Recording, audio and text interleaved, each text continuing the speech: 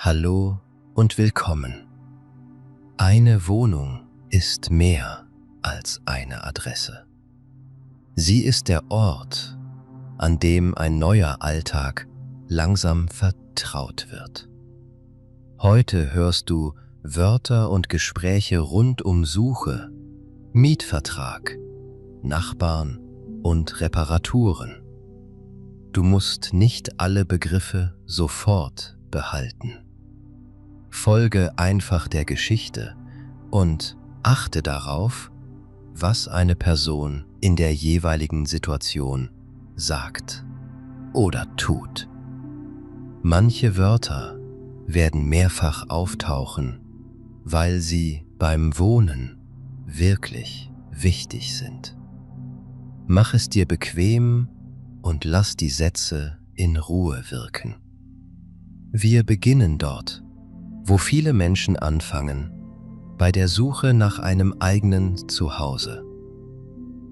Du bist in Deutschland. Vielleicht wohnst du zuerst bei Freunden. Vielleicht in einem kleinen Zimmer. Vielleicht in einem Hotel. Vielleicht in einer Unterkunft. Unterkunft bedeutet ein Ort, wo du vorübergehend wohnst. Vorübergehend bedeutet nicht für immer, nur für eine Zeit. Du möchtest eine eigene Wohnung finden. Eigene Wohnung bedeutet eine Wohnung für dich oder ein Zimmer in einer WG. WG bedeutet Wohngemeinschaft. In einer WG wohnen mehrere Menschen zusammen. Jeder hat vielleicht ein Zimmer. Küche und Bad teilt man. Teilen bedeutet zusammen benutzen. Eine Wohnung finden ist in Deutschland oft schwer. Besonders in großen Städten. Besonders bedeutet vor allem. Viele Menschen suchen.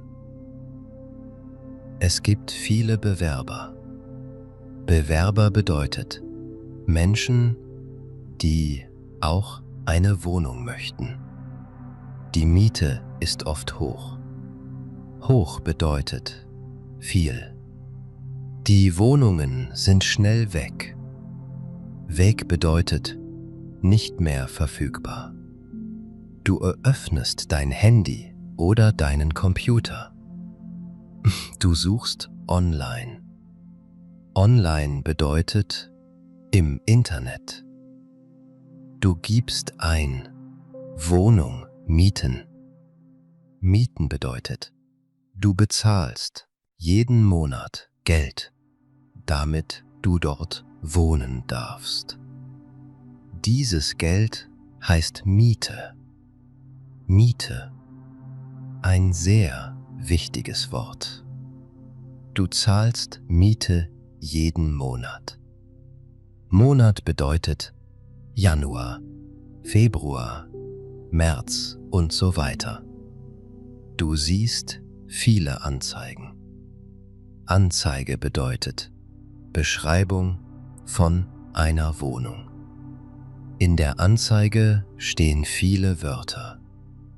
Zimmer, Quadratmeter, Warmmiete, Kaltmiete, Nebenkosten, Kaution, Einbauküche, Balkon, Aufzug, Keller, Etage, frei ab sofort, Besichtigung, Kontakt, viele Wörter.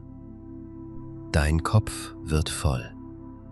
Voll bedeutet zu viele Dinge im Kopf. Aber wir machen es langsam. Zimmer. Ein Zimmer ist ein Raum. Eine Einzimmerwohnung hat einen Raum zum Wohnen und Schlafen. Eine Zweizimmerwohnung hat 2 Zimmer. Vielleicht Wohnzimmer und Schlafzimmer. Wohnzimmer ist der Raum zum Sitzen, Essen, Entspannen. Schlafzimmer ist der Raum zum Schlafen. Quadratmeter. Das ist die Größe der Wohnung. 30 Quadratmeter. 50 Quadratmeter. 70 Quadratmeter. Je mehr Quadratmeter, desto größer ist die Wohnung. Groß bedeutet viel Platz. Klein bedeutet wenig Platz. Kaltmiete. Kaltmiete ist die Miete ohne Nebenkosten. Nebenkosten sind zusätzliche Kosten. Zusätzlich bedeutet extra. Zum Beispiel Wasser, Müll, Hausreinigung, manchmal Heizung. Warmmiete ist Kaltmiete plus Nebenkosten. Warmmiete ist oft das Geld, das du jeden Monat ungefähr zahlen musst. Aber manchmal kommen Strom und Internet extra dazu. Extra bedeutet zusätzlich. Kaution. Kaution ist Geld, das du am Anfang bezahlst. Es ist Sicherheitsgeld für den Vermieter. Vermieter bedeutet die Person, die dir die Wohnung vermietet. Wenn du ausziehst und alles in Ordnung ist, bekommst du die Kaution später zurück. Ausziehen bedeutet aus der Wohnung weggehen. Zurückbekommen bedeutet wiederbekommen. Einbauküche. Einbauküche bedeutet, Küche ist schon in der Wohnung. Herd, Spüle, Schränke, vielleicht Kühlschrank. Herd bedeutet Gerät zum Kochen. Spüle bedeutet Ort, wo du Wasser hast und Geschirr wäschst. Schrank bedeutet Möbel für Sachen. Kühlschrank bedeutet Gerät, das Essen kalt hält. Balkon. Balkon ist ein kleiner Platz draußen an der Wohnung. Du kannst dort stehen, sitzen, vielleicht Pflanzen haben. Pflanzen bedeutet kleine Blumen oder grüne Dinge. Aufzug bedeutet Lift. Keller bedeutet Raum unten im Haus. Dort kann man Sachen lagern. Lagern bedeutet aufbewahren. Etage bedeutet Stockwerk.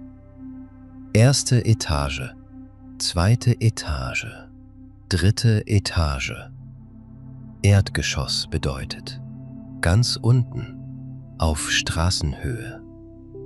Frei ab sofort bedeutet, du kannst sofort einziehen. Einziehen bedeutet, in eine Wohnung hineinziehen und dort wohnen. Frei ab 1. Juli bedeutet ab 1. Juli kannst du dort wohnen. Du liest eine Anzeige. Sie klingt gut. Klingen bedeutet Sound. Die Wohnung ist klein, aber hell. Hell bedeutet viel Licht. Sie hat ein Zimmer, Küche, Bad, Balkon. Die Warmmiete ist 650 €. Du denkst, vielleicht passt das. Passen bedeutet fit. Die Wohnung passt vielleicht zu dir. Der Preis passt vielleicht. Der Ort passt vielleicht. Jetzt musst du schreiben. Schreiben an den Vermieter oder Makler. Makler bedeutet Person oder Firma, die Wohnungen vermittelt. Vermitteln bedeutet helfen, dass Vermieter und Mieter zusammenkommen. Mieter bedeutet Person, die eine Wohnung mietet. Du bist nervös. Nervös bedeutet ein bisschen Angst und Stress. Was soll ich schreiben? Wie klingt es höflich? Höflich bedeutet polite. Du möchtest freundlich und klar sein. Freundlich bedeutet nett. Klar bedeutet gut verständlich. Du schreibst: Guten Tag, ich interessiere mich für die Wohnung. Mein Name ist. Ich bin neu in Deutschland und suche eine ruhige Wohnung. Ich arbeite als oder ich mache einen Deutschkurs. Die Miete kann ich bezahlen.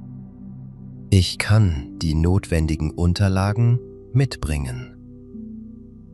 Über einen Besichtigungstermin freue ich mich sehr. Mit freundlichen Grüßen. Das ist einfach und gut. Notwendige Unterlagen bedeutet wichtige Dokumente. Unterlagen sind Papiere oder Dateien. Datei bedeutet Digital Document.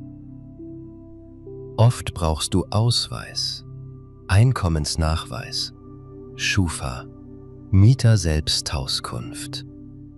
Schwierige Wörter. Aber keine Angst. Wir schauen langsam. Ausweis.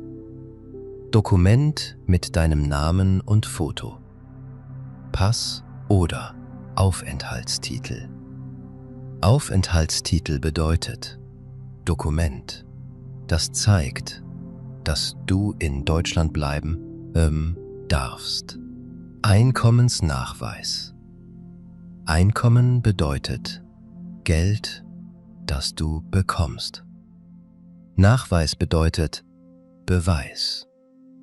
Einkommensnachweis zeigt, du bekommst Geld und kannst Miete zahlen. Zum Beispiel Arbeitsvertrag, Gehaltsabrechnung oder Kontoauszug. Gehaltsabrechnung bedeutet Papier von Arbeit über dein Gehalt. Kontoauszug bedeutet Übersicht von deinem Bankkonto. Schufa. Schufa ist eine Auskunft über deine Zahlungsgeschichte in Deutschland. Zahlungsgeschichte bedeutet, ob du früher Rechnungen bezahlt hast. Wenn du neu in Deutschland bist, hast du vielleicht noch keine Schufa. Dann kannst du ehrlich schreiben: Ich bin neu in Deutschland und habe noch keine Schufa. Ich kann aber meinen Arbeitsvertrag und Kontoauszüge zeigen. Ehrlich bedeutet Wahrheit sagen.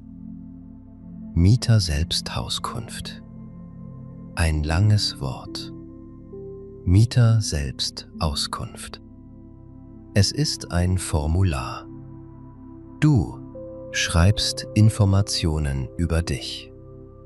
Name, Arbeit, Einkommen, Personen in der Wohnung, Haustiere. Haustier bedeutet Animal at home, zum Beispiel Hund oder Katze. Du schickst die Nachricht. Senden bedeutet schicken, dann wartest du. Warten. Vielleicht kommt keine Antwort. Das passiert oft. Vielleicht kommt eine Antwort nach 2 Stunden. Vielleicht nach 2 Tagen. Vielleicht nie. Nie bedeutet never. Das ist schwer, aber normal bei der Wohnungssuche. Du musst viele Nachrichten schreiben. Viele Türen klopfen. Klopfen bedeutet knock. Nicht jede Tür öffnet sich. Einige Tage später bekommst du eine Antwort. Guten Tag.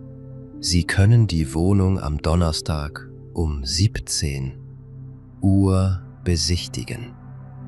Bitte bringen Sie Ihre Unterlagen mit. Mit freundlichen Grüßen besichtigen. Besichtigung. Jetzt hast du einen Termin zur Besichtigung. Besichtigung bedeutet, du schaust die Wohnung an. Du bist froh. Froh bedeutet happy, aber auch nervös. Was sollst du fragen? Was sollst du anschauen? Du machst eine Liste. Liste. Wieder wichtig. Für die Besichtigung Adresse prüfen. Pünktlich kommen.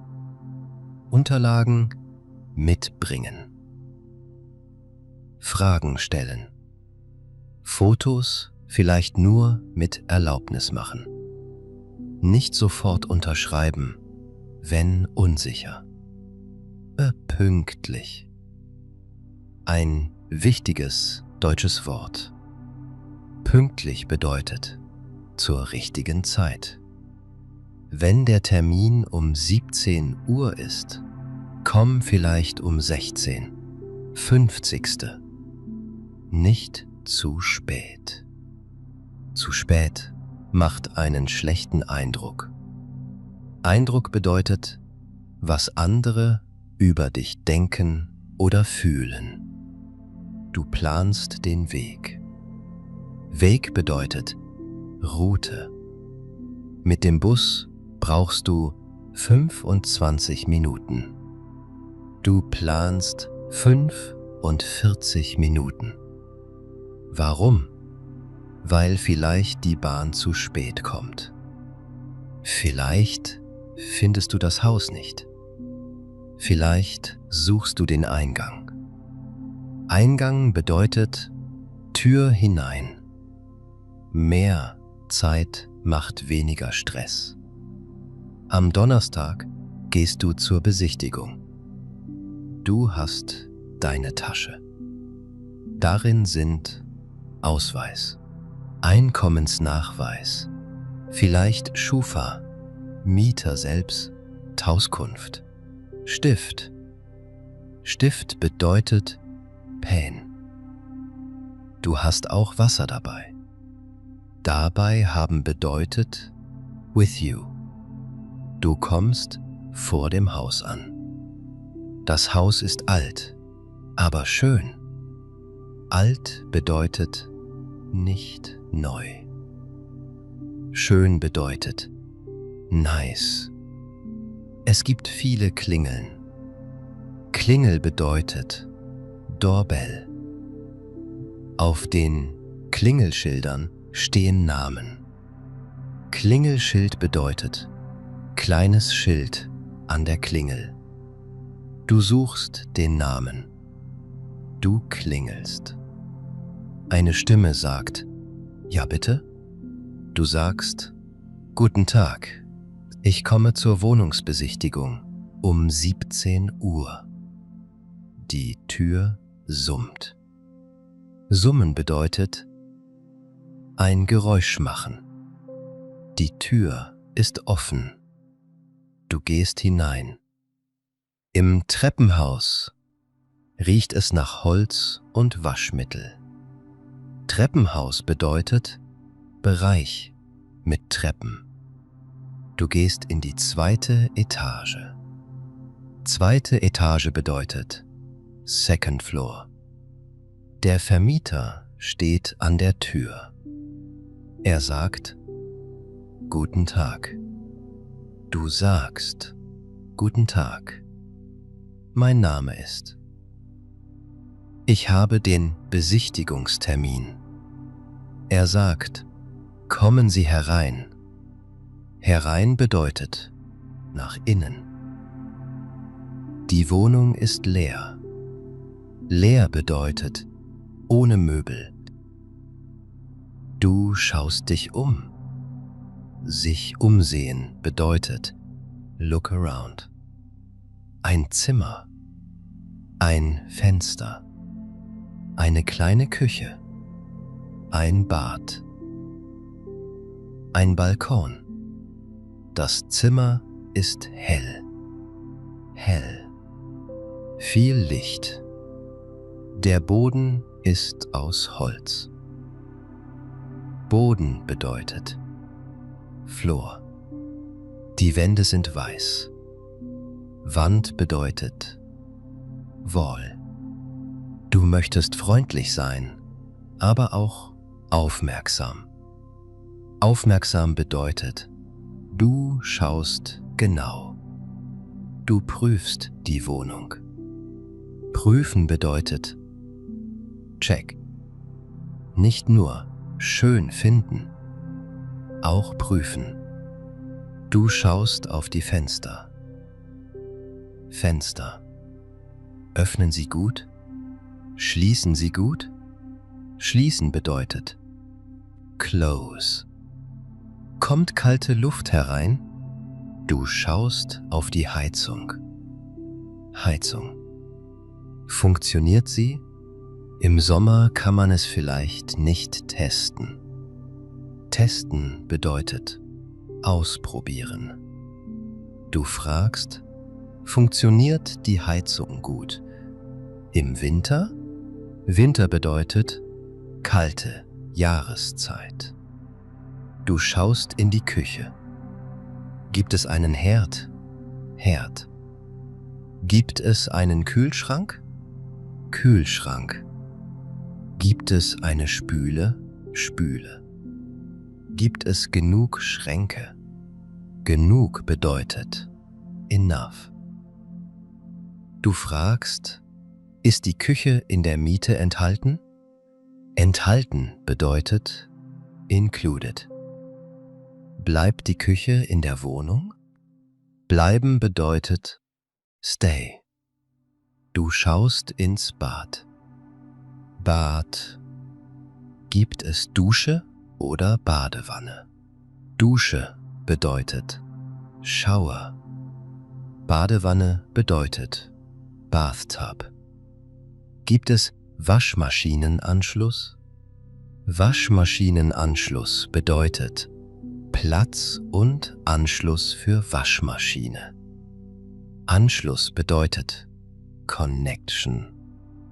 Du fragst, kann ich hier eine Waschmaschine anschließen? Du schaust auf Steckdosen. Steckdose bedeutet Electrical Socket. Gibt es genug Steckdosen? Du schaust auf Licht. Licht. Du schaust auf Geräusche. Geräusch bedeutet Sound. Hörst du die Straße laut?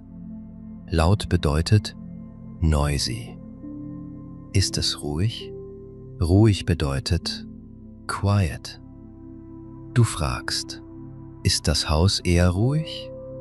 Eher bedeutet rather. Der Vermieter erklärt. Vielleicht spricht er schnell. Du sagst, Entschuldigung, ich lerne Deutsch. Können Sie bitte etwas langsamer sprechen? Das ist höflich. Er spricht langsamer. Du verstehst mehr. Jetzt fragst du wichtige Fragen. Wie hoch ist die Warmmiete? Wie hoch sind die Nebenkosten? Sind Strom und Internet extra? Wie hoch ist die Kaution? Ab wann ist die Wohnung frei? Gibt es einen Keller?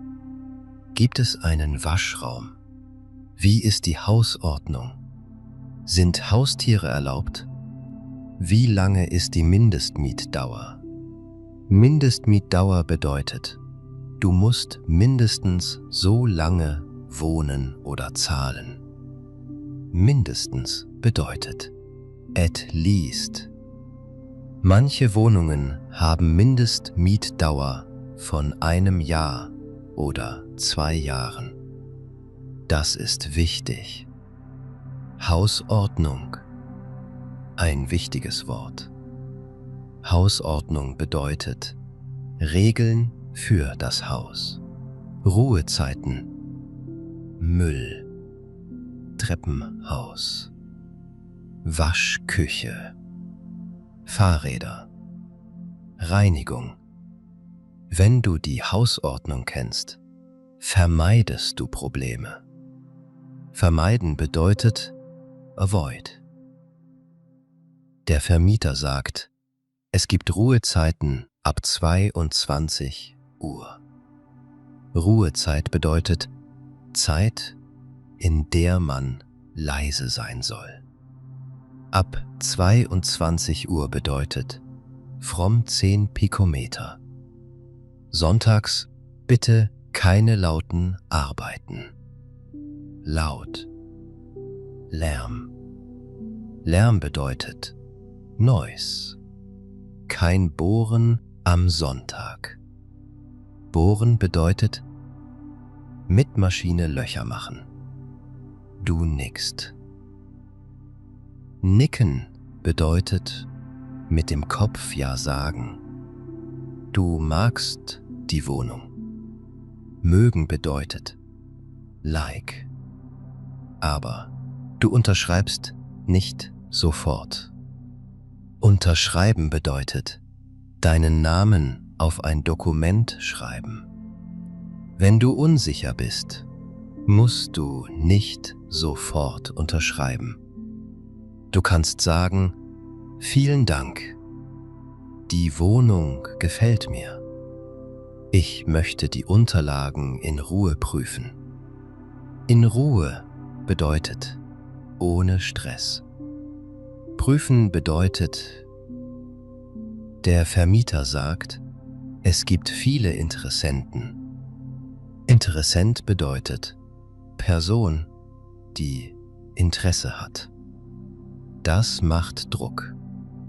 Druck bedeutet Pressure. Aber du bleibst ruhig. Eine Wohnung ist wichtig. Ein Vertrag ist wichtig. Du musst verstehen, was du unterschreibst. Später bekommst du den Mietvertrag. Mietvertrag bedeutet Vertrag für die Wohnung. Vertrag bedeutet offizielle Vereinbarung. Vereinbarung bedeutet Agreement. Im Mietvertrag stehen viele wichtige Dinge. Name vom Vermieter. Name vom Mieter. Adresse der Wohnung. Miete. Nebenkosten. Kaution. Beginn des Mietvertrags. Kündigungsfrist. Hausordnung. Regeln zur Renovierung. Regeln zu Haustieren. Regeln zu Untervermietung. Kündigungsfrist. Ein schwieriges, aber wichtiges Wort. Kündigen bedeutet Vertrag beenden. Frist bedeutet Deadline. Kündigungsfrist bedeutet, wie früh du sagen musst, dass du ausziehen willst. Oft sind es 3 Monate. 3 Monate. Das bedeutet, wenn du kündigst, musst du oft noch 3 Monate Miete zahlen. Deshalb wichtig. Renovierung bedeutet Wohnung schön oder neu machen. Zum Beispiel streichen. Streichen bedeutet Farbe an die Wand machen. Manchmal steht im Vertrag, ob du beim Auszug streichen musst. Auszug bedeutet, du ziehst aus. Einzug bedeutet, du ziehst ein. Untervermietung bedeutet, du vermietest dein Zimmer oder deine Wohnung an eine andere Person. Oft brauchst du Erlaubnis. Erlaubnis bedeutet Permission. Du verstehst nicht alles im Vertrag. Das ist normal. Auch viele Deutsche finden Verträge schwer. Du fragst jemanden um Hilfe. Jemand bedeutet eine Person. Vielleicht Beratungsstelle. Beratungsstelle bedeutet Ort, wo du Informationen und Hilfe bekommst. Vielleicht Mieterverein. Mieterverein bedeutet Verein, der Mietern hilft. Verein bedeutet Organisation. Vielleicht ein Freund mit gutem Deutsch. Du sagst, kannst du bitte mit mir den Mietvertrag lesen? Ich verstehe nicht alles. Besonders Kaution, Nebenkosten und Kündigungsfrist. Das ist gut. Du fragst gezielt. Gezielt bedeutet Specific. Wenn alles okay ist, unterschreibst du. Unterschreiben. Du bekommst den Schlüssel. Schlüssel. Ein kleiner Gegenstand, aber ein großes Gefühl. Mit dem Schlüssel kannst du die Tür öffnen. Die Tür zu deiner Wohnung. Deine Wohnung. Dein neuer Ort. Jetzt kommt der Einzug. Einzug bedeutet, du ziehst in die Wohnung ein. Einziehen. Du packst deine Sachen. Sachen bedeutet Things. Kleidung, Bücher, Dokumente, Geschirr, Töpfe, Bettwäsche, vielleicht Fotos, vielleicht kleine Erinnerungen. Erinnerung bedeutet Memory. Du hast vielleicht nicht viele Möbel. Möbel bedeutet Bett, Tisch, Stuhl, Schrank, Sofa. Vielleicht kaufst du gebrauchte Möbel. Gebraucht bedeutet nicht neu, schon benutzt. Gebrauchte Möbel sind oft günstiger. Günstiger bedeutet cheaper. Du suchst ein Bett. Schlaf ist wichtig. Du suchst einen Tisch. Tisch. Du brauchst einen Platz zum Essen und Lernen. Du suchst einen Stuhl. Stuhl. Du brauchst vielleicht einen Kleiderschrank. Kleiderschrank bedeutet Schrank für Kleidung. Du brauchst Lampe. Lampe. Licht. Du brauchst Vorhänge. Vorhang bedeutet Stoff vor dem Fenster. Vorhänge geben Privatsphäre. Privatsphäre bedeutet persönlicher Raum. Am ersten Tag ist die Wohnung vielleicht leer. Du stellst deine Tasche auf den Boden. Boden. Du schaust dich um. Es hallt vielleicht. Hallen bedeutet, Geräusch kommt zurück, weil der Raum leer ist. Du machst das Fenster auf. Frische Luft kommt herein. Du stellst Wasser in die Küche.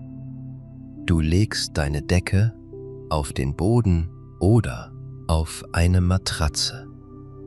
Matratze bedeutet soft part of bed. Du denkst, es ist noch nicht schön, aber es ist mein Ort. Mein Ort. Ein wichtiger Gedanke. Nicht perfekt. aber mein Ort. Jetzt musst du vieles organisieren. Organisieren bedeutet planen und ordnen. Strom, Internet,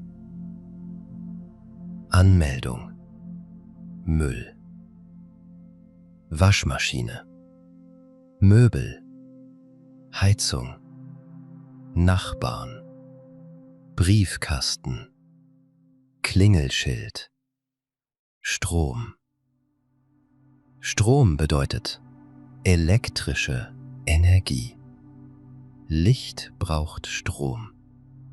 Kühlschrank braucht Strom. Handyladen braucht Strom. Internetrouter braucht Strom. Router bedeutet Gerät für Internet. In vielen Wohnungen musst du selbst einen Stromvertrag machen. Stromvertrag bedeutet Vertrag mit einer Firma für Strom. Du brauchst Zählernummer. Zähler bedeutet Gerät, das Stromverbrauch misst. Verbrauch bedeutet how much you use. Zählernummer bedeutet Nummer vom Zähler. Du findest sie vielleicht im Keller oder in der Wohnung. Keller bedeutet Basement. Wenn du unsicher bist, frag den Vermieter, wo ist der Stromzähler? Welche Zählernummer habe ich? Muss ich mich selbst beim Stromanbieter anmelden? Stromanbieter bedeutet Firma für Strom. Anbieter bedeutet Provider. Internet. Internet brauchst du für Arbeit, Lernen, Familie. Du suchst einen Internetanbieter. Internetanbieter. Lange Wörter, aber logisch. Internet plus Anbieter. Du fragst, wie lange dauert der Anschluss? Anschluss bedeutet Connection. Manchmal dauert Internet in Deutschland lange. Lange bedeutet viel Zeit. Deshalb kümmere dich früh. Sich kümmern bedeutet take care of. Du kannst sagen, ich möchte Internet für meine Wohnung bestellen. Welche Geschwindigkeit gibt es? Geschwindigkeit bedeutet Speed. Wie lange läuft der Vertrag? Wann kann ein Techniker kommen? Techniker bedeutet Person who installs or repairs technical things. Wie hoch sind die monatlichen Kosten? Monatlich bedeutet every month. Jetzt Anmeldung. Wenn du in eine neue Wohnung ziehst, musst du dich oft bei der Stadt anmelden. Anmelden bedeutet offiziell sagen, wo du wohnst. Du brauchst Wohnungsgeberbestätigung. Wohnungsgeberbestätigung. Ein langes Wort. Wohnung. Geber. Bestätigung. Das ist ein Papier vom Vermieter. Es bestätigt, du wohnst hier. Bestätigen bedeutet confirm. Du brauchst auch Ausweis und vielleicht Formular. Formular bedeutet paper with fields. Du machst einen Termin beim Bürgeramt. Bürgeramt bedeutet Office of the City. Termin. Dokumente. Warten. Schalter. Unterschrift. Du kennst diese Wörter vielleicht schon. Je öfter du sie hörst, desto leichter werden sie. Jetzt Briefkasten. Briefkasten ist sehr wichtig. Wenn dein Name nicht am Briefkasten steht, bekommst du vielleicht keine Post. Post bedeutet Letters. Du fragst den Vermieter: Darf ich meinen Namen an den Briefkasten machen? Oder können Sie meinen Namen am Briefkasten anbringen? Anbringen bedeutet put on, attach. Auch an der Klingel ist der Name wichtig. Klingel. Klingelschild. Wenn Paketboten oder Besucher kommen, müssen sie dich finden. Jetzt Müll. Müll bedeutet Trash. In Deutschland gibt es Mülltrennung. Mülltrennung bedeutet, du trennst den Müll. Papier, Plastik, Bio, Restmüll, gar Glas.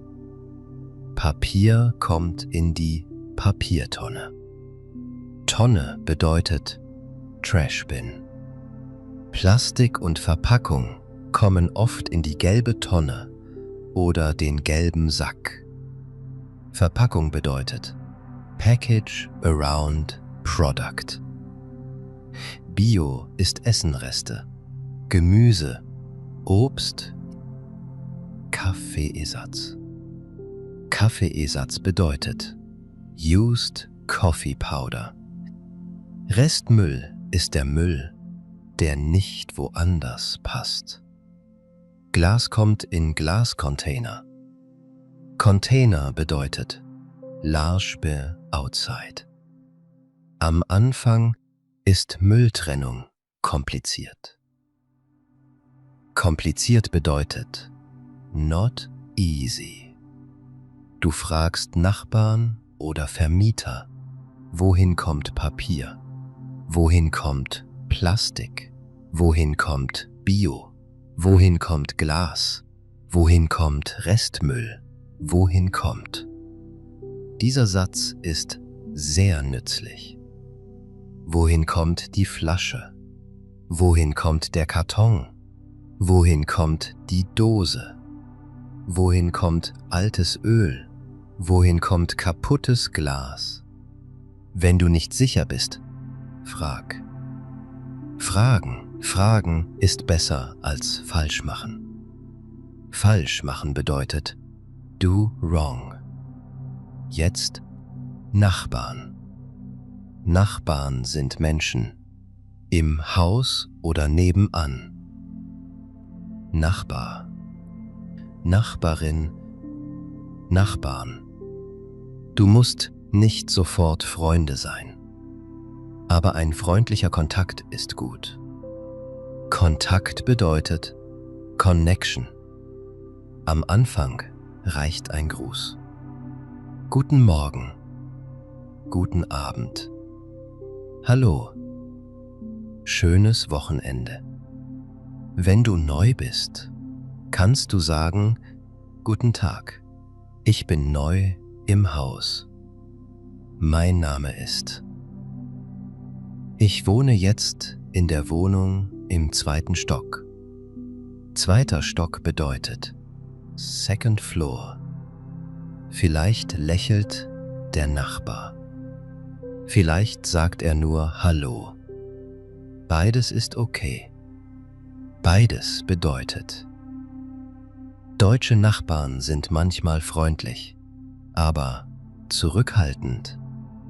Zurückhaltend bedeutet nicht sofort sehr persönlich. Das ist nicht unbedingt unfreundlich. Unbedingt bedeutet necessarily. Es ist oft nur ihre Art. Art bedeutet way. Hausordnung ist wichtig. Hausordnung bedeutet Regeln für alle im Haus. Lies sie. Wenn du sie nicht verstehst, frag. In der Hausordnung stehen vielleicht Ruhezeiten von 22 bis 7 Uhr. Kein Lärm am Sonntag. Treppenhaus sauber halten. Müll richtig trennen. Fahrräder nur im Fahrradkeller. Kinderwagen nicht im Flur. Waschküche nach Benutzung sauber machen. Lärm. Lärm bedeutet Noise. Benutzung bedeutet using. Nach Benutzung bedeutet after use. Ruhezeiten sind sehr wichtig. Abends leise sein. Nach 22 Uhr keine laute Musik. Keine laute Waschmaschine, wenn das Haus hellhörig ist. Hellhörig bedeutet, man hört Geräusche leicht durch die Wände. Sonntags keine lauten Arbeiten. Kein Bohren. Kein Hämmern. Hämmern bedeutet mit Hammer schlagen. Hammer bedeutet Tool. Wenn du eine Feier machen willst, sag vorher Bescheid.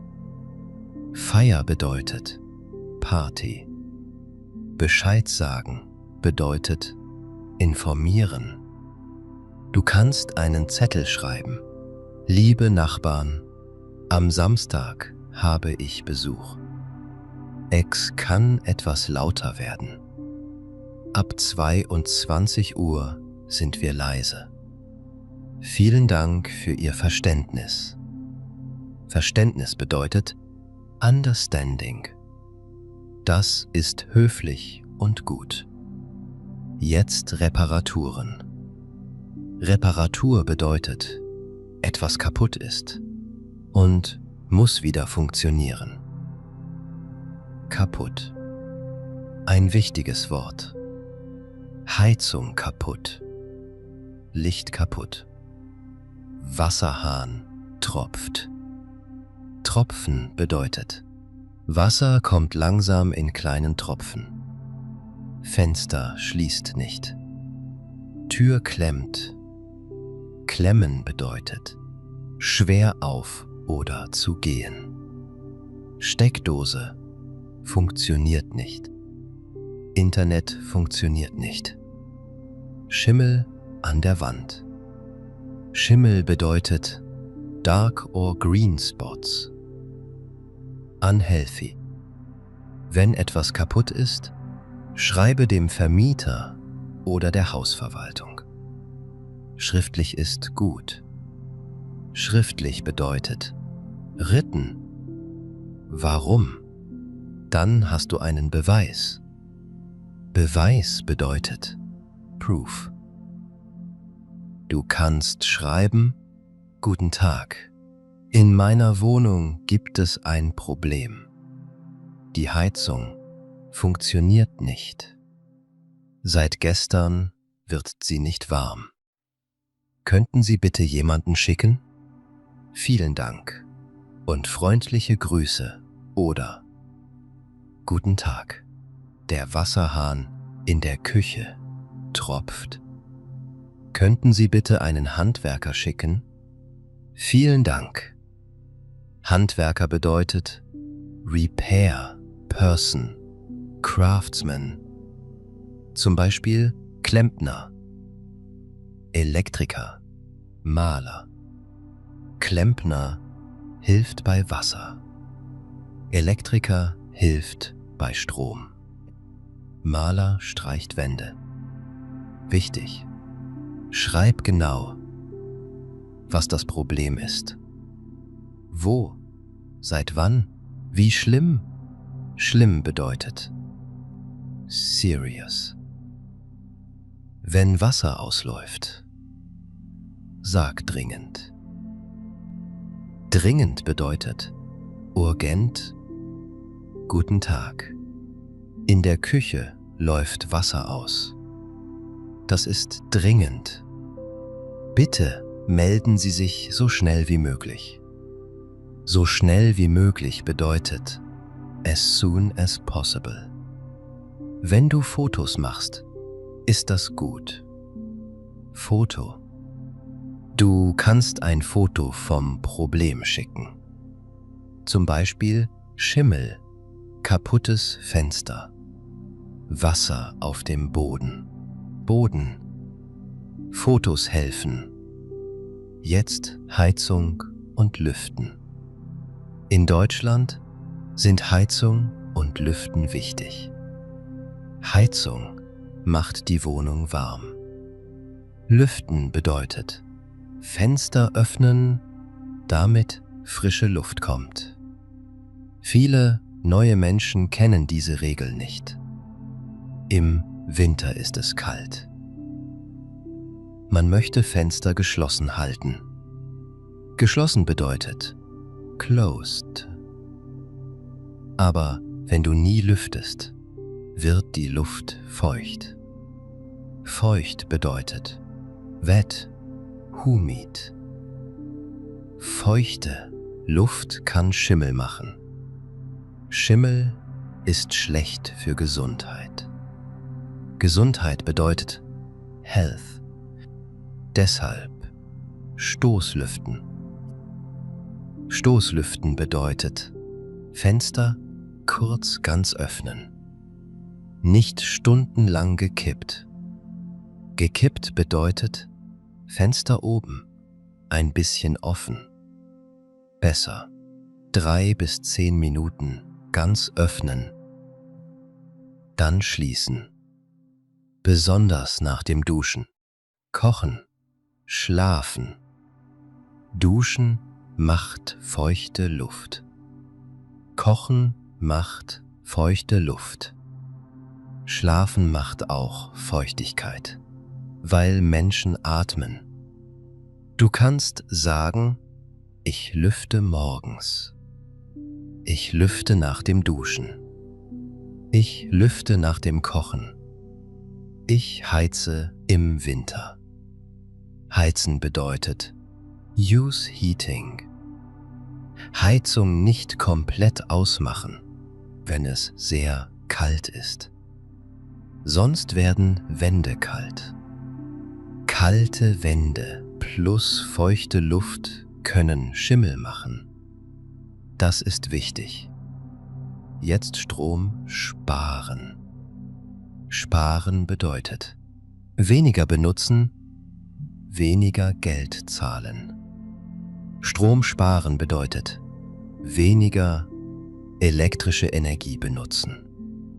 Wasser sparen. Heizung sparen. In Deutschland sind Energiepreise manchmal hoch. Hoch bedeutet expensive or much.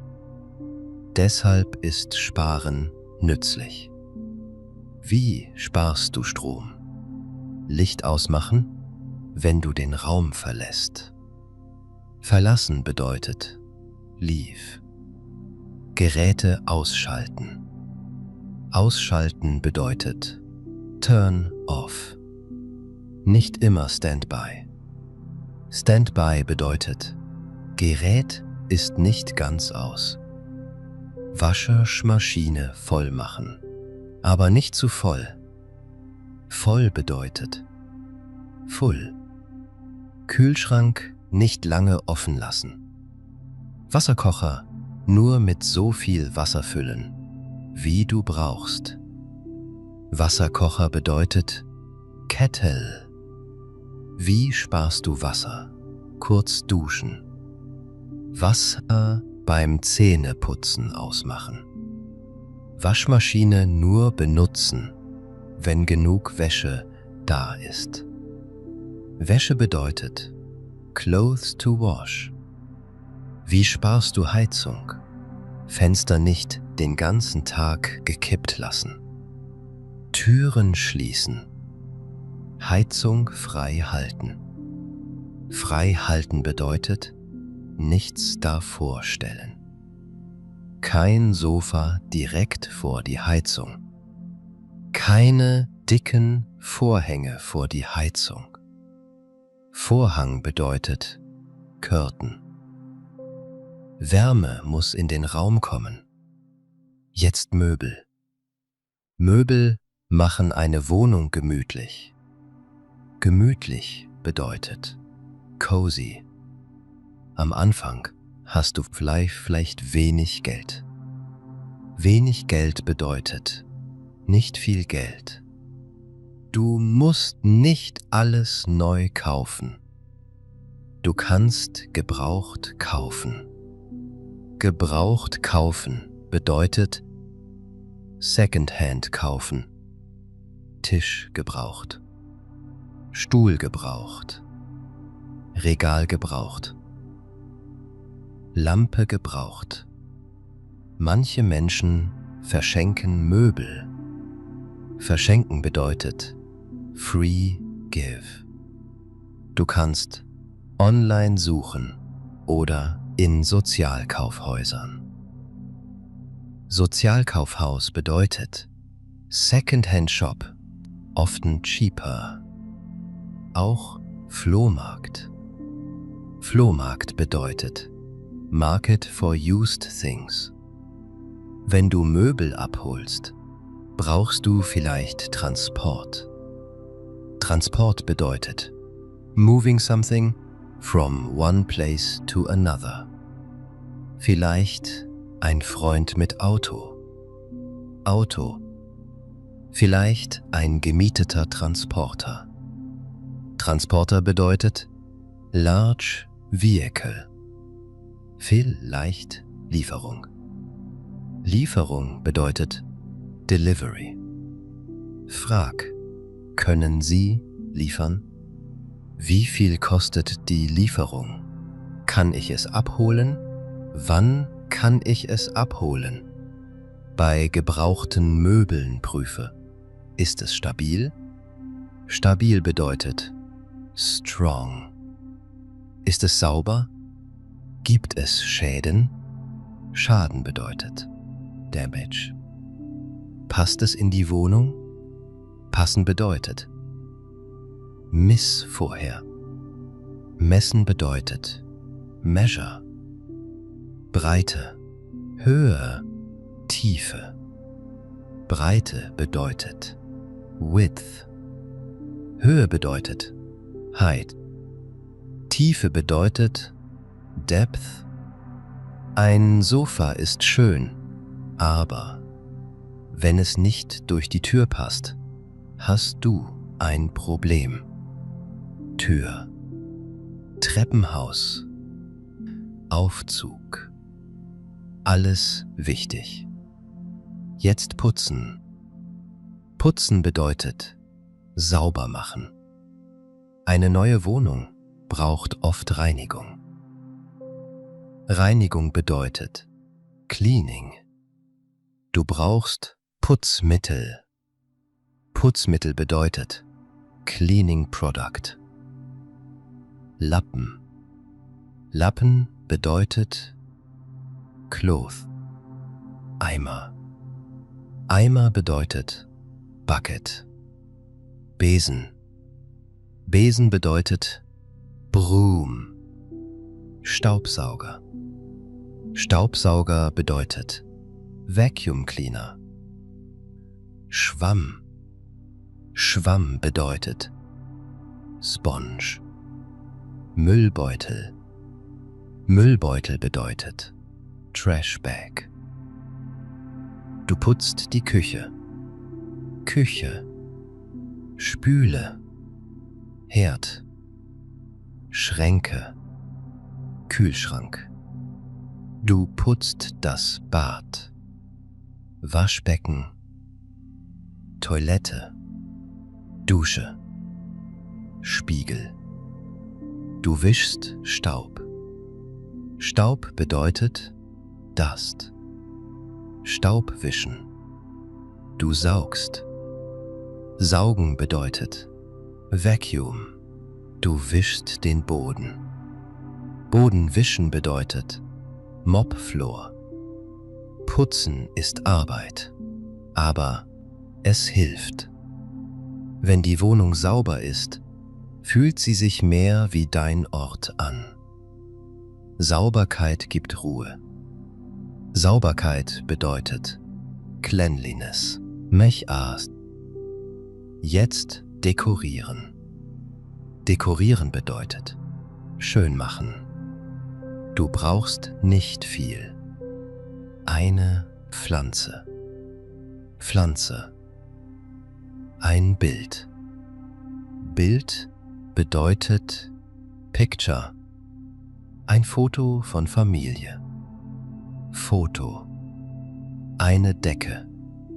Eine Lampe mit warmem Licht.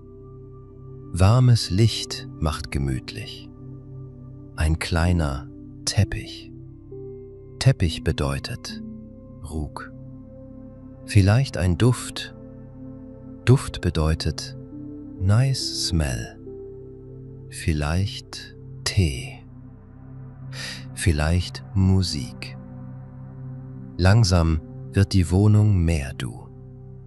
Mehr du bedeutet, sie passt mehr zu deiner Persönlichkeit. Persönlichkeit bedeutet who you are. Du legst ein Foto auf den Tisch. Vielleicht von deiner Familie. Du hängst ein Bild an die Wand. Wand. Du stellst eine Tasse in die Küche. Deine Tasse. Tasse bedeutet Cup. Du kaufst eine kleine Pflanze. Du gießt sie. Gießen bedeutet Water a plant. Jeden Morgen siehst du die Pflanze. Sie wächst. Du wächst auch. Jetzt Besuch. Besuch bedeutet People come to your home. Vielleicht kommt ein Freund. Vielleicht eine Freundin.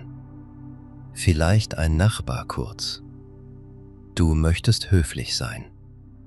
Du kannst sagen, komm rein. Reinkommen bedeutet, komm in, Sau. Möchtest du etwas trinken? Tee? Kaffee? Wasser? Setz dich bitte.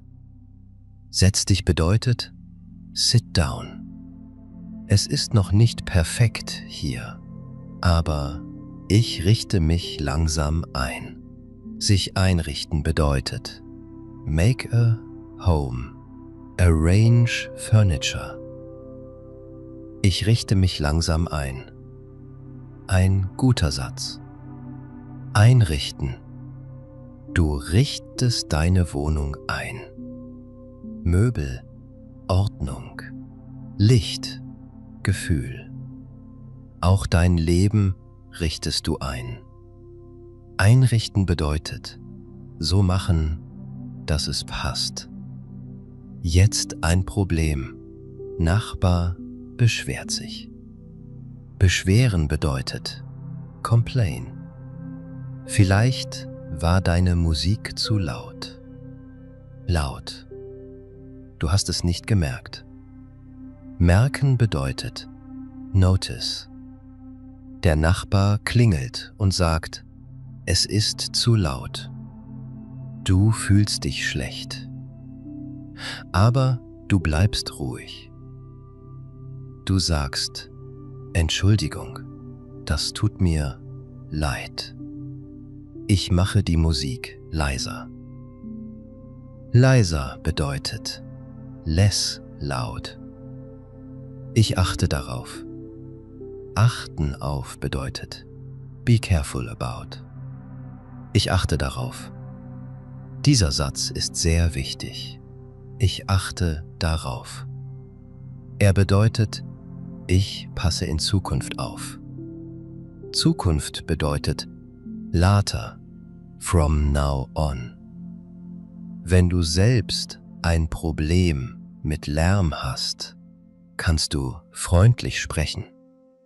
Zum Beispiel, Entschuldigung, es ist gerade sehr laut. Könnten Sie bitte etwas leiser sein? Ich muss morgen früh arbeiten. Früh bedeutet early oder Entschuldigung, ich höre die Musik sehr laut. Könnten Sie sie bitte leiser machen? Freundlich. Ruhig. Klar, nicht sofort böse werden.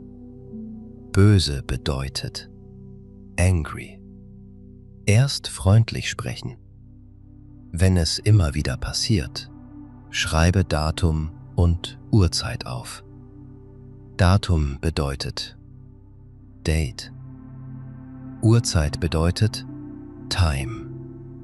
Dann kannst du mit Vermieter oder Hausverwaltung sprechen. Aber erst ruhig.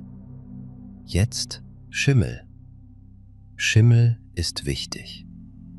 Wenn du dunkle Flecken an der Wand siehst, vielleicht im Bad oder am Fenster, musst du handeln. Handeln bedeutet do something. Du machst Foto. Du lüftest regelmäßig. Du informierst Vermieter oder Hausverwaltung schriftlich. Du schreibst: Guten Tag, ich habe Schimmel an der Wand im Schlafzimmer entdeckt.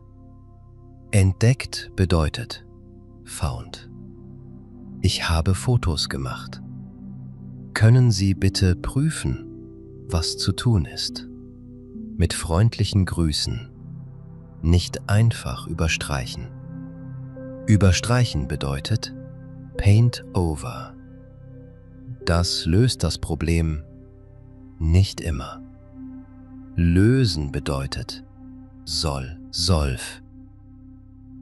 Schimmel kann Gesundheit schaden. Schaden bedeutet harm. Also nimm es ernst. Ernst nehmen bedeutet take seriously. Jetzt Kosten. Wohnung kostet Geld. Miete, Strom, Internet, Heizung, Wasser, Möbel, Reparaturen vielleicht, Versicherung. Versicherung bedeutet Insurance. Manche Menschen haben eine Haftpflichtversicherung. Haftpflichtversicherung bedeutet Versicherung, wenn du versehentlich Schaden machst. Versehentlich bedeutet aus Versehen. Zum Beispiel, du machst Wasser in der Wohnung und Nachbar hat Schaden. Das kann teuer sein. Teuer bedeutet expensive. Haftpflichtversicherung kann helfen. Für viele Menschen ist sie nützlich. Du musst nicht alles sofort wissen. Aber du kannst fragen, welche Versicherungen sind wichtig? Was brauche ich wirklich? Was ist freiwillig? Freiwillig bedeutet optional, not required. Was ist Pflicht? Pflicht bedeutet musst. Es gibt viele Versicherungen. Nicht jede ist nötig.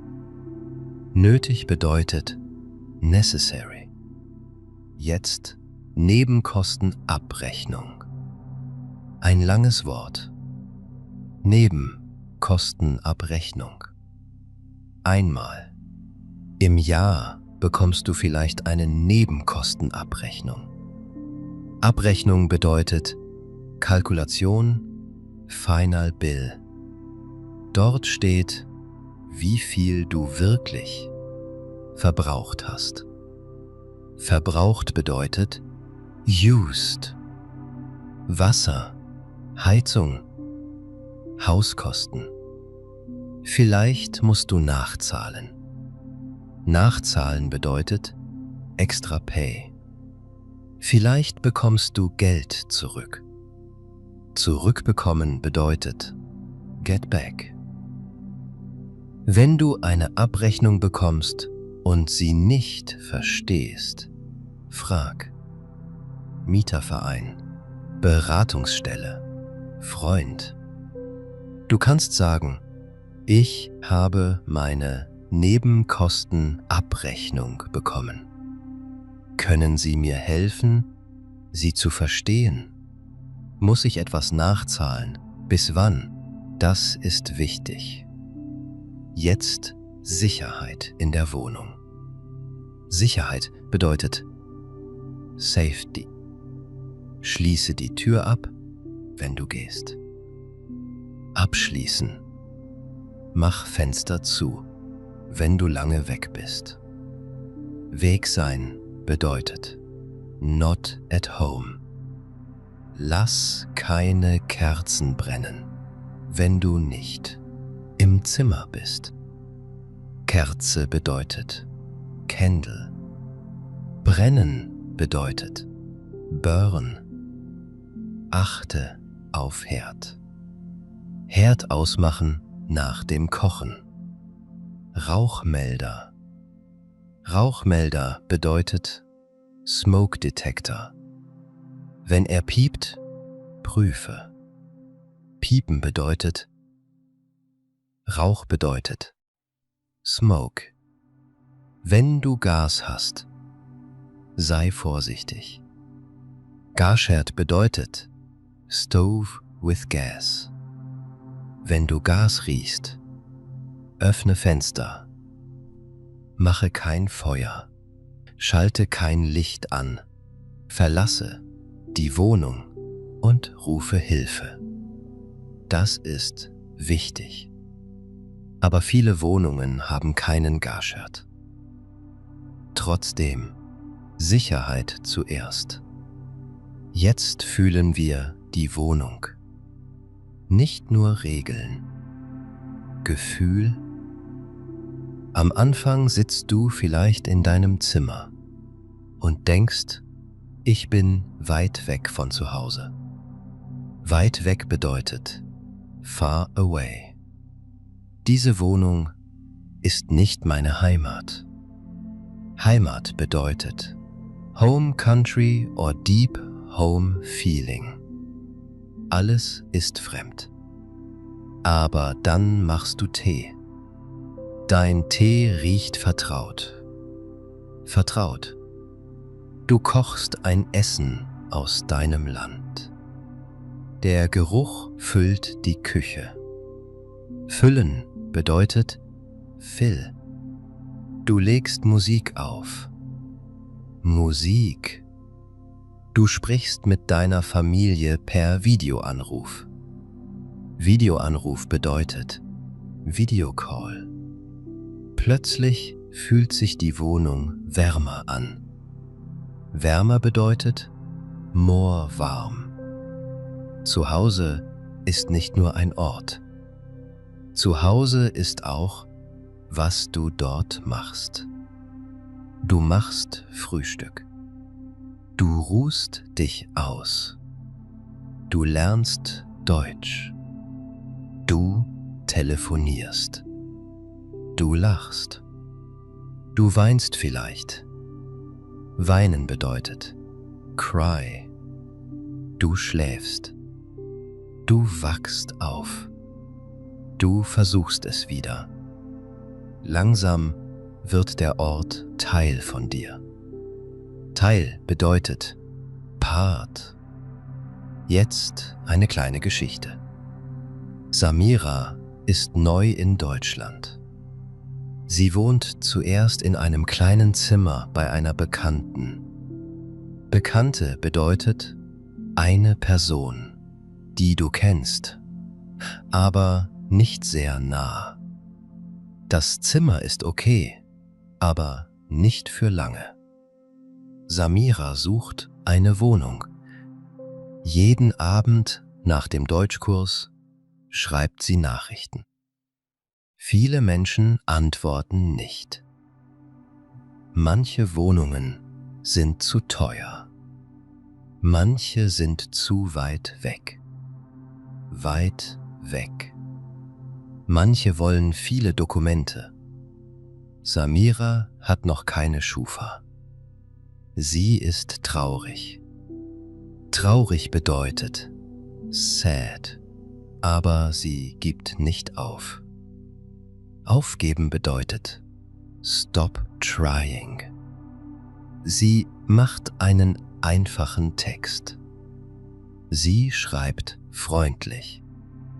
Sie erklärt, dass sie neu in Deutschland ist. Sie zeigt ihren Arbeitsvertrag. Arbeitsvertrag bedeutet Contract for Job.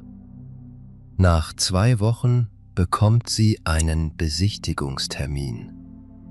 2 Wochen.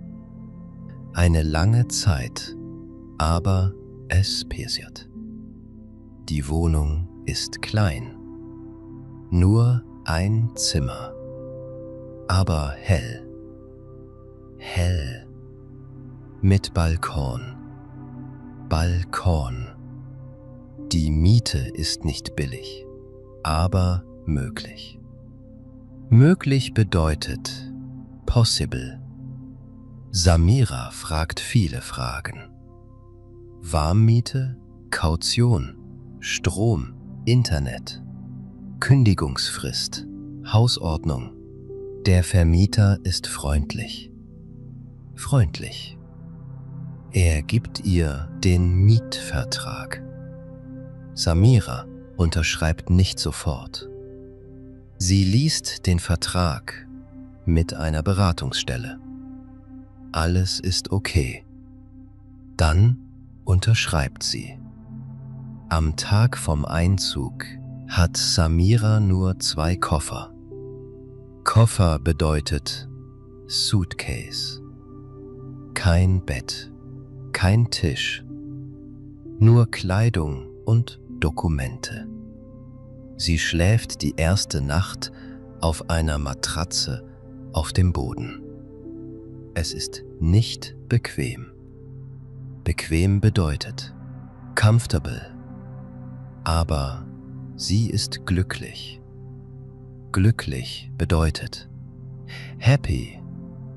Sie hat einen Schlüssel. Ihren Schlüssel. Sie öffnet die Tür und sagt, das ist meine Wohnung. In den nächsten Wochen kauft sie gebrauchte Möbel. Ein kleiner Tisch. 2 Stühle. Ein Regal. Eine Lampe. Eine Pflanze. Sie putzt die Küche. Sie hängt ein Foto von ihrer Mutter an die Wand. Sie lernt, wie man Müll trennt.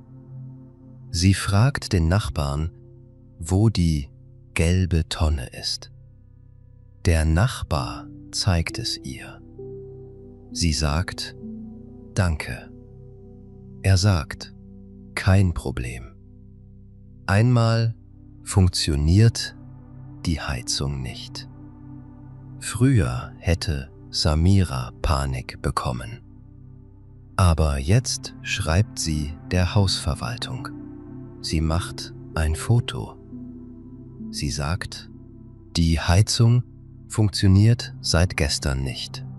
Können Sie bitte jemanden schicken? Am nächsten Tag kommt ein Handwerker. Er repariert die Heizung. Samira versteht nicht jedes Wort, aber sie versteht genug. Nach 3 Monaten sitzt Samira auf ihrem Balkon. Es ist Frühling. Frühling bedeutet Spring. Die Luft ist weich. Die Pflanze auf dem Tisch hat neue Blätter. Blätter bedeutet Leaves. Samira trinkt Tee. Sie hört Kinder auf der Straße. Sie hört einen Hund bellen. Bellen bedeutet Bark. Sie schaut in ihre kleine Wohnung.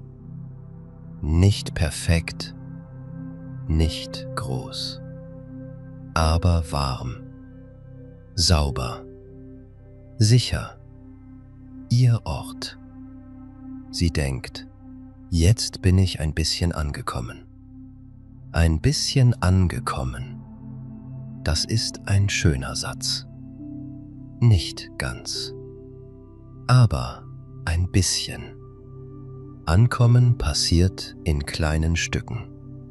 Stück bedeutet Peace.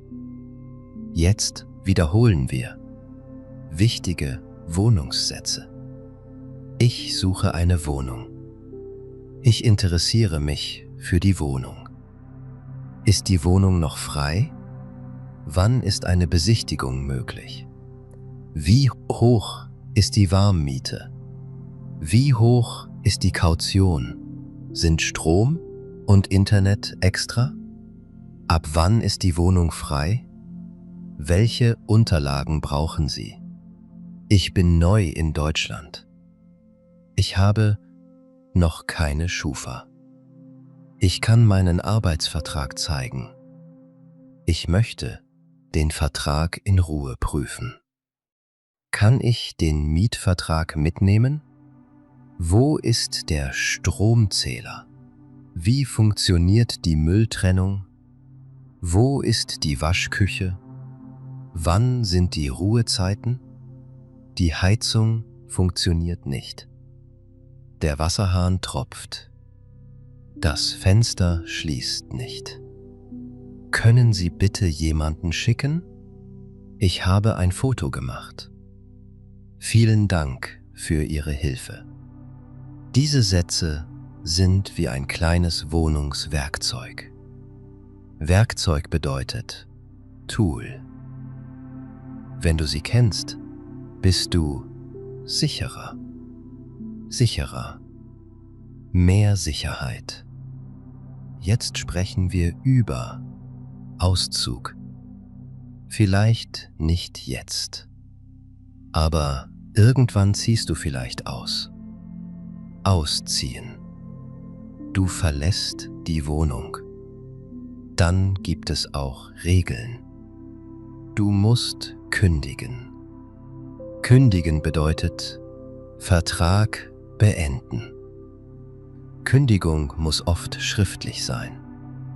Schriftlich bedeutet written. Du musst die Kündigungsfrist beachten. Beachten bedeutet pay attention. Du musst vielleicht die Wohnung reinigen. Reinigen bedeutet clean. Du musst Schlüssel zurückgeben. Zurückgeben bedeutet return. Es gibt vielleicht Übergabe. Übergabe bedeutet Landlord and Tenant Check Apartment. Übergabeprotokoll. Ein langes Wort. Übergabeprotokoll bedeutet Paper that says Apartment Condition. Zustand bedeutet Condition. Beim Einzug ist ein Übergabeprotokoll auch gut. Du schreibst auf, wenn etwas schon kaputt ist. Zum Beispiel Kratzer im Boden. Kratzer bedeutet Scratch. Fleck an der Wand. Fleck bedeutet Stain. Kaputtes Fenster. So weiß man später, das war schon vorher da. Vorher bedeutet before. Du kannst beim Einzug Fotos machen. Fotos von Wänden, Boden, Bad, Küche. Das schützt dich. Schützen bedeutet protect. Wenn später jemand sagt, du hast etwas kaputt gemacht, kannst du zeigen, es war schon beim Einzug da. Jetzt kommen wir zurück zur Ruhe. Eine Wohnung in Deutschland ist ein großes Thema. Aber du musst nicht alles an einem Tag lernen. Du lernst beim Suchen. Du lernst beim Besichtigen. Du lernst beim Einziehen. Du lernst beim Wohnen. Du lernst beim Fragen. Jeder Schritt bringt neue Wörter. Suchen, besichtigen, mieten, einziehen, wohnen, lüften, heizen, putzen, reparieren, kündigen, ausziehen. Diese Verben begleiten dein Wohnungsleben. Begleiten bedeutet go with you. Du bist vielleicht noch am Anfang. Vielleicht suchst du noch. Vielleicht hast du schon ein Zimmer. Vielleicht ist deine Wohnung noch leer. Vielleicht ist sie schon gemütlich. Wo auch immer du bist, es ist okay. Ein Zuhause wächst langsam. Es wächst mit Zeit. Es wächst mit Tee am Morgen, mit Licht am Abend, mit sauberem Boden, mit einem Foto, mit einem Nachbarn, der Hallo sagt, mit einem Topf Suppe auf dem Herd. Topf bedeutet Pot. Suppe bedeutet Soup. Herd bedeutet Stove. Mit einer Pflanze, die neue Blätter bekommt. Mit deinem Schlüssel in deiner Hand. Jetzt wiederholen wir den wichtigsten Gedanken. Eine Wohnung wird nicht sofort ein Zuhause. Ein Zuhause entsteht langsam. Es entsteht durch Sicherheit. Es entsteht durch Ordnung. Es entsteht durch Routinen. Es entsteht durch kleine Dinge. Es entsteht durch dich. Noch einmal langsam. Ein Zuhause entsteht durch dich. Du bringst dich in den Raum. Deine Sprache. Deine Erinnerungen. Dein Essen. Deine Musik. Deine Bücher. Deine Kleidung. Deine Träume. Traum bedeutet Dream. Du bist nicht nur Gast. Gast bedeutet Guest. Du wohnst. Du lebst. Du baust dir einen Ort. Und wenn etwas schwer ist, sag, ich mache einen Schritt. Ich frage. Ich prüfe. Ich lese in Ruhe. Ich unterschreibe nicht, wenn ich nicht verstehe. Ich suche Hilfe. Ich lerne. Einige Wochen später steht der Einzug kurz bevor. Der Mietvertrag ist unterschrieben, die Kaution ist überwiesen und der Termin für die Schlüsselübergabe ist vereinbart. Bei der Übergabe geht ihr gemeinsam durch die Wohnung. Ihr schaut nicht nur auf die großen Dinge. Ihr prüft auch Fenster, Türen, Wasserhähne, Steckdosen und Heizkörper. Alles, was schon beschädigt ist, kommt in das Übergabeprotokoll. Ein Übergabeprotokoll ist eine schriftliche Liste über den Zustand der Wohnung.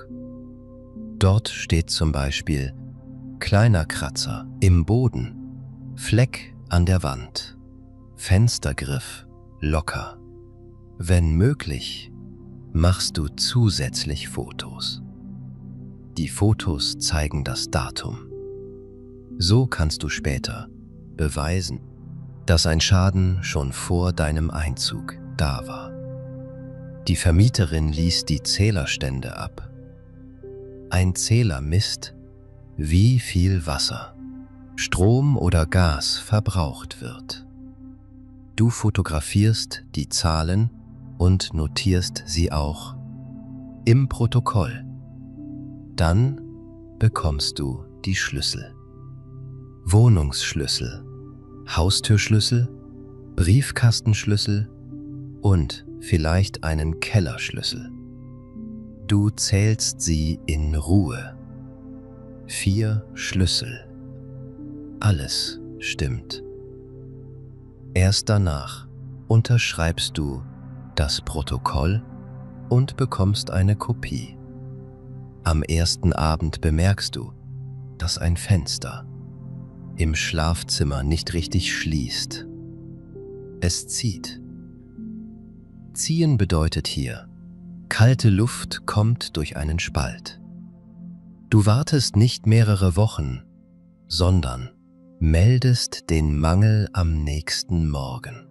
Du schreibst kurz und sachlich: Guten Morgen, bei der Wohnungsübergabe haben wir das Fenster geprüft. Heute habe ich bemerkt, dass es nicht vollständig schließt und kalte Luft hereinkommt. Können Sie bitte mitteilen, wann es repariert werden kann? Sachlich bedeutet ruhig, klar und ohne unnötigen Streit. Die Hausverwaltung antwortet und schickt einen Handwerker. Ihr vereinbart ein Zeitfenster.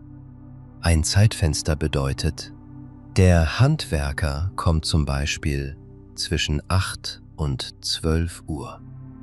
Du fragst: Können Sie mich bitte ungefähr 30 Minuten vorher anrufen? So musst du nicht die ganze Zeit direkt an der Tür warten. Der Handwerker kommt, prüft den Rahmen und stellt das Fenster neu ein. Danach schließt es wieder gut.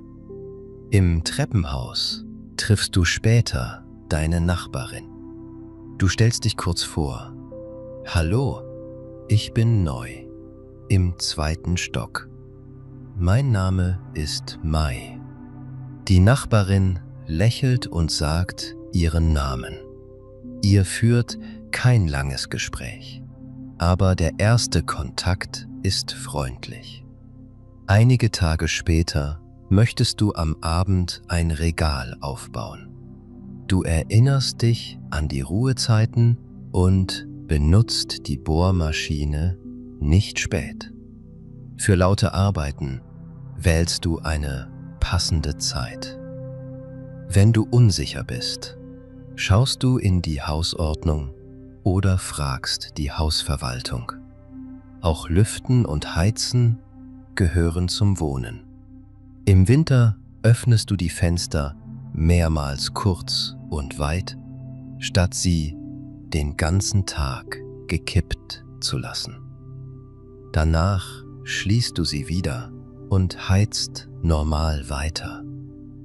So kommt frische Luft hinein, ohne dass die Wände zu stark auskühlen. Wenn du Feuchtigkeit oder Schimmel bemerkst, dokumentierst du die Stelle und meldest sie früh. Schimmel bedeutet dunkle oder grüne Flecken, die durch Feuchtigkeit entstehen können. Du versuchst nicht, ein größeres Problem einfach zu verstecken. Nach einigen Wochen kennst du den Weg zum Müllraum, die Namen von 2 Nachbarn und den Tag, an dem die Tonnen geleert werden. Du weißt, wo Fahrräder stehen dürfen und welcher Kellerraum zu deiner Wohnung gehört. Die Wohnung ist noch nicht perfekt eingerichtet. Ein Tisch fehlt und im Flur steht noch ein Karton. Trotzdem fühlt sich der Ort schon weniger fremd an. Nicht wegen teurer Möbel, sondern weil du weißt, wie der Alltag hier funktioniert. Du kennst die Geräusche. Im Haus findest den Lichtschalter. Im Dunkeln und öffnest deinen eigenen Briefkasten. Aus einer gemieteten Wohnung wird langsam dein Zuhause. Das ist stark. Stark bedeutet strong. Jetzt ist Abend in deiner Wohnung. Vielleicht regnet es draußen. Regen bedeutet rain.